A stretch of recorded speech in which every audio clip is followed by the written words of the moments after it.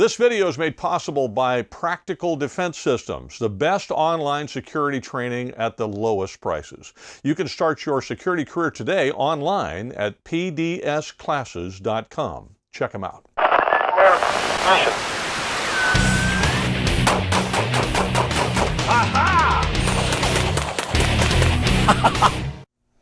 Hi, I'm Joel Persinger. I'm the Gun Guy. Thank you very much for all of your support of GunGuyTV. I'm very grateful for everything you do. Now, if you have not already done so, please do like, subscribe, ring the bell, and so on if you happen to be watching YouTube. Now, also, you should check out these alternative places where we post the videos. You'll find them all over the place, and we've duplicated the channels there just in case YouTube does something crazy. They're a little sketchy. You might also check out the GunGuyTV audio podcast. It's available on your favorite podcast player. All right, today, here's the big question. Is this Colt somehow related to this Astra? Well, the answer is yeah, no, kind of. So let me explain. I have a buddy who had this little Astra 22 short. This is an Astra Cub. This is a great little pistol. I love these little things. And when I first looked at it, I thought, that's not an Astra, that's a Colt Junior. Well, yeah, kind of, but not. You see, Colt had a little pistol called the Colt Junior. I think they started making them in the late 50s, around 57. And Colt didn't actually make them. They were trying to get back in the pocket pistol business and finding out that it was expensive to make them. So they decided that they would go to Astra in Spain and ask them to make a pistol for them. Well, Astra had been making the little Astra Cub in 25 ACP and 22 short. And so they just basically rebranded it as the Colt Junior, and Colt sold it in the United States. In fact, if you look at the two pictures, I'll put them side by side for you. It's they're very little difference. You can see that essentially a Colt Junior is an Astra pistol, which was the Astra Cub. Now this particular one is in 22 short, but they also made them in 25 auto. You won't see them very often because it was in the Colt configuration they were sold. It seems mostly in the United States. They sold tens of thousands of them here. Every once in a while you'll see one of these. Unfortunately, you can't go buy one because after the 1968 Gun Control Act, which banned the importation of non-sporting arms, Astra couldn't sell these in the United States anymore, and Colt had to figure out another way to get the pistol into production because they couldn't import them anymore, and that's what happened to these little guns. But they are incredibly fun to shoot, and they're really, really well made. Now, I got to tell you, the 22 short, just like the 25 automatic, is a little anemic in today's world for a self-defense cartridge. But for what they were designed to do, which is be a little purse gun or a little vest gun or something, they're really awesome. Now, they're made, as far as I can tell, 100% out of steel, except for the grips. I think the Colt Juniors had wood grips, and the little Astras, they have the plastic grips. But other than that, there isn't much difference. And they are super reliable because they're very simply made. The mechanism is pretty simple.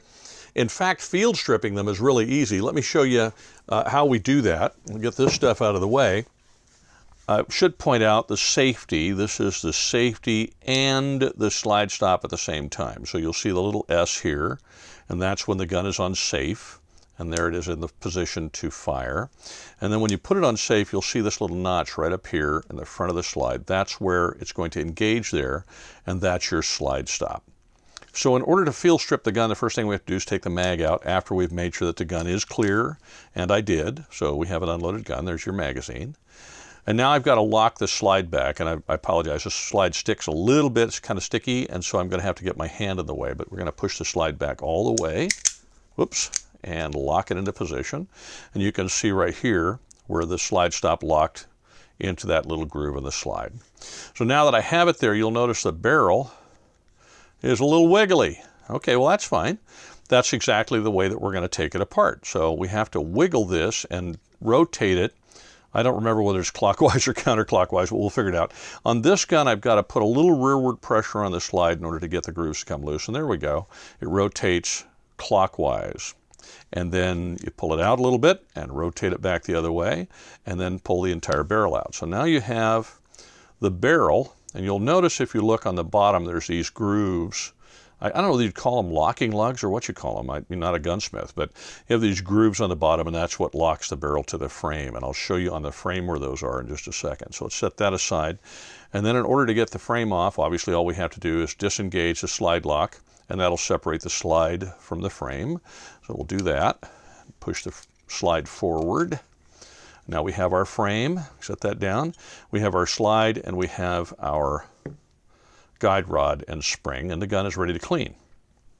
When you want to put it back together, the guide rod you're going to find has, like many, it kind of only goes one way. You've got a flat, wide surface in the back and a kind of rounded, smaller surface in the front. We'll put that in just a second. I'll show you how that goes. I don't want to forget to show you the lugs down here. I don't know if you can see them or not.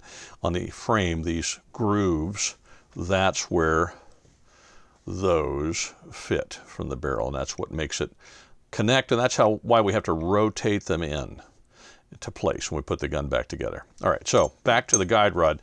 The guide rod, again, has a flat surface in the back and a rounded surface in the front. So we take the back part, the wide flat surface, and slide that in.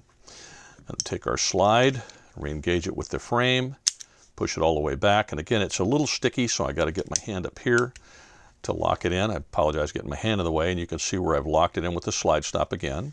And then we'll take the barrel, and with the grooves facing down, we'll slide the grooves in, or slide the barrel in rather, and then rotate it. I have to move the slide again. Here we go. And that'll get us all the way in. And now I'm going to have to put that rearward pressure on the slide so that I can find those grooves again in the right spot and rotate the barrel in and lock it. And now it's locked in place. So when I let the slide go forward, the gun is ready to go again. And your gun is back together. Now, I should point out that this gun has a magazine cutoff in it. So even without, without the magazine in it, it's not going to fire. I can press the trigger, it won't go.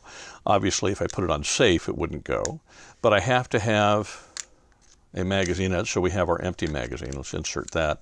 And then I can drop the hammer nicely.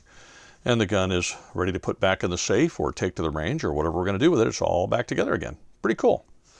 Now, I did take the little pistol to the range, but because of the whole ammo shortage thing, it was hard to get 22 short ammo. So I only had a little handful of ammo to practice with, but I fired it for you anyway so that you could see what it looks like to shoot. It's a joy. Obviously, there's no recoil to it at all. It's a 22 short.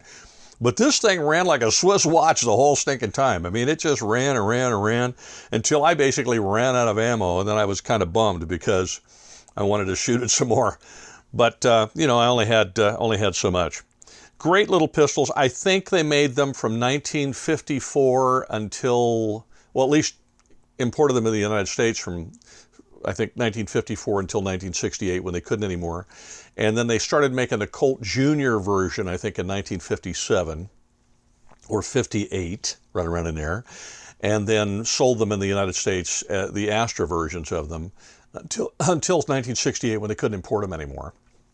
And then Colt had to figure out what to do from there and then made some changes. And I'm pretty sure Colt continued to make the Colt Junior once they started making them in the United States, but you'll find the serial numbers are different. I've seen the Spanish ones, and they start with CC. I think the serial numbers on the American ones are different, but I'm not a firearms historian, and I'm certainly not an expert on these pistols. So if you know how the serial numbers changed, please do put that in the comments. I would love to know. And if you know more about these little Astra pistols, please do put that in the comments as well, or let me know. I'd love to see it in the comments because, frankly, as I said, I'm not a firearms historian. I'm not an expert on these things. I just know a little bit about them because I've run into them before.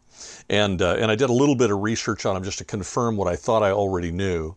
And most of it was correct. Some of it was not. I'm grateful I did the research. Well, thank you very much for watching. Have a wonderful week, and wherever you go, whatever you do, stay safe.